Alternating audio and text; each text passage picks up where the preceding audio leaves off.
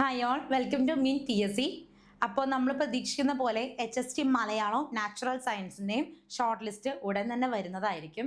Next നമുക്ക് 2026 കൂടി, അതായത് ജൂൺ ജൂലൈ മാസത്തോടു കൂടിയാണ് നമുക്ക് ഈ പറയുന്ന ആ ഒരു കാലയളവ്, ഇപ്പോഴും നമ്മൾ നിൽക്കുന്ന ആ ലിസ്റ്റിൻ്റെ കാലയളവ് നമുക്ക് അവസാനിക്കുന്നത്.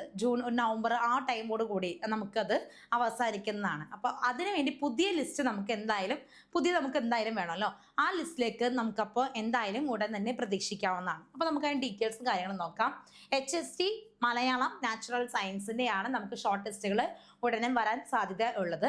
നമുക്ക് ഓൾറെഡി അറിയാം, ഈ കഴിഞ്ഞ നമ്മുടെ 1-ാം തീയതി നമുക്ക് ഓഗസ്റ്റ് 1-ന് നമുക്ക് HST മലയാളം പരീക്ഷ നടന്നിരുന്നു അല്ലേ. 14 ജില്ലകളായിട്ടാണ് നമുക്ക് നടന്നിരുന്നത്. അതുപോലെ തന്നെ നമുക്ക് നമ്മളുടെ നാച്ചുറൽ സയൻസിൻ്റെയും എക്സാം ഉണ്ടായിരുന്നു അല്ലേ. അതിൽ ഇപ്പം നമുക്ക് നോക്കുകയാണെന്നുണ്ടെങ്കിൽ നമ്മളുടെ ഷോർട്ട് ലിസ്റ്റിൽ ഉൾപ്പെട്ടവരുടെ ഓൾറെഡി ഇൻ്റർവ്യൂസും കാര്യങ്ങളൊക്കെ നമുക്ക് ഇപ്പോൾ നടന്നുകൊണ്ടിരിക്കുകയാണ് പുതിയ ഷോർട്ട് ലിസ്റ്റിന് വേണ്ടിയിട്ടുള്ളത്. അതിൽ ഇപ്പോൾ പറയുന്ന 2026 ജൂൺ 22 തുടങ്ങി നവംബർ 14 വരെയുള്ള വിവിധ തീയതികളിലായാണ് നിലവിലുള്ള HST മലയാള റാങ്ക് ലിസ്റ്റുകൾ അവസാനിക്കുന്നത്. അതായത് ജൂൺ തുടങ്ങി ഒരു നവംബർ ആ കാലയളവിൽ ആ ഒരു ലിസ്റ്റ് അവസാനിക്കുകയാണ്. അപ്പം നമുക്ക് എന്തായാലും പുതിയ ഒരു ലിസ്റ്റ് നമുക്ക് ആവശ്യമാണ്.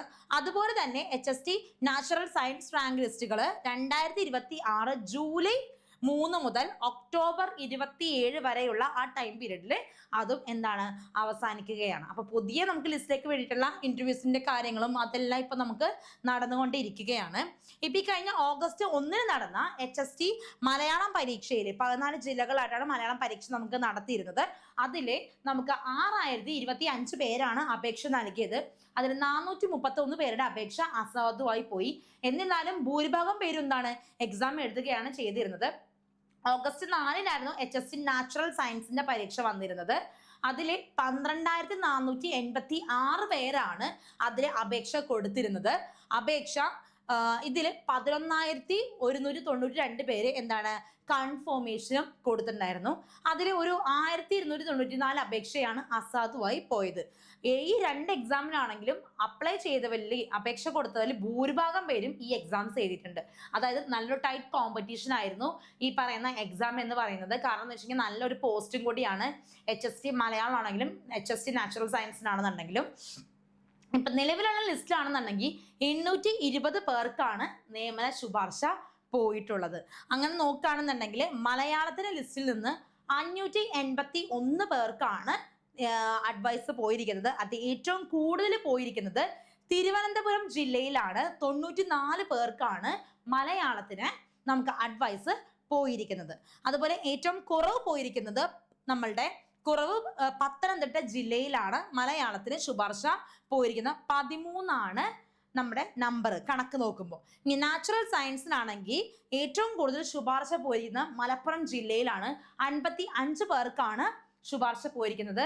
ഏറ്റവും കുറവ് പോയിരിക്കുന്നത് കോട്ടയം ജില്ലയിലാണ്. ഒരാൾക്ക് മാത്രമാണ് നമുക്ക് അഡ്വൈസ് പോയിരിക്കുന്നത്. എന്ന് വെച്ചെങ്കിൽ ഭൂരിഭാഗം ഒരു 14 ജില്ലകൾ നോക്കുകയാണെന്നുണ്ടെങ്കിൽ നമുക്ക് ഏകദേശം ഒരു 8-9 ജില്ലകളിലായിട്ടാണെങ്കിൽ 10-ൽ താഴെയാണ് നമുക്ക് വന്നിരിക്കുന്നത്, ശുപാർശ പോയിരിക്കുന്നത്. എന്നിരുന്നാലും 820 പേർക്ക് ഇതുവരെ നമുക്ക് ശുപാർശ പോയിട്ടുണ്ട്. അപ്പം നമുക്ക് കുറച്ചും കൂടി ടൈം പീരീഡ് ഉണ്ട്. ആ ടൈം പീരീഡിൽ കുറച്ച് പേർക്കും കൂടി സാധ്യത കൂടുതലാണ്. അത് കഴിഞ്ഞിട്ടാണ് നമ്മുടെ അടുത്ത ലിസ്റ്റിലേക്ക് നമുക്ക് വരുന്നത്. ഇനി ജില്ലാ തലത്തിൽ നമുക്ക് നോക്കുകയാണെങ്കിൽ മലയാളത്തിന് 94 പേർക്കാണ് തിരുവനന്തപുരം ജില്ലയിൽ പോയിരിക്കുന്നത്.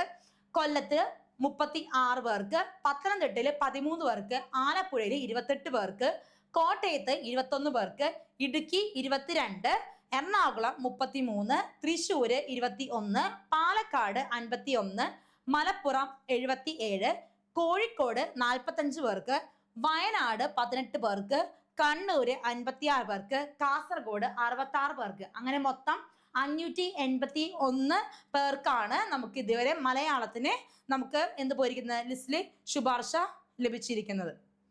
ഇനി നാച്ചുറൽ സയൻസിനാണെങ്കിൽ 21 പേർക്കാണ് തിരുവനന്തപുരം ജില്ലയിലെ, കൊല്ലം 8, പത്തനംതിട്ട 3, ആലപ്പുഴ 8, കോട്ടയം ജില്ലയിൽ ഒരാൾക്കാണ്, ഇടുക്കി 6 പേർക്ക്, എറണാകുളം 2 പേർക്ക്, തൃശ്ശൂരാണെങ്കിൽ 12 പേർക്ക്, പാലക്കാട് 34 പേര്, മലപ്പുറം 55, കോഴിക്കോട് 7 പേർക്ക്, വയനാട് 13, കണ്ണൂര് 29, കാസർഗോഡ് 40, 239 പേർക്കാണ് നമുക്ക് അങ്ങനെ നാച്ചുറൽ സയൻസിനും നമുക്ക് വന്നിരിക്കുന്നത്.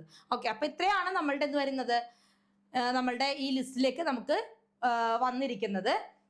അപ്പോൾ എന്താണ് 820 പേർക്ക് ഇപ്പം ഓൾറെഡി നമുക്ക് അഡ്വൈസ് പോയിട്ടും ഉണ്ട്. ഓക്കെ, അപ്പൊ നമുക്ക് ഉടനെ തന്നെ നമുക്ക് എന്താണ് ഈ ഷോർട്ട് ലിസ്റ്റ് നമുക്ക് പ്രതീക്ഷിക്കാവുന്നത് ആണ്. ഓക്കെ, അപ്പൊ എല്ലാവർക്കും ഓണാശംസകൾ. ഇനി നമുക്ക് മറ്റൊരു വീഡിയോയിൽ കാണാം. Okay, thank you.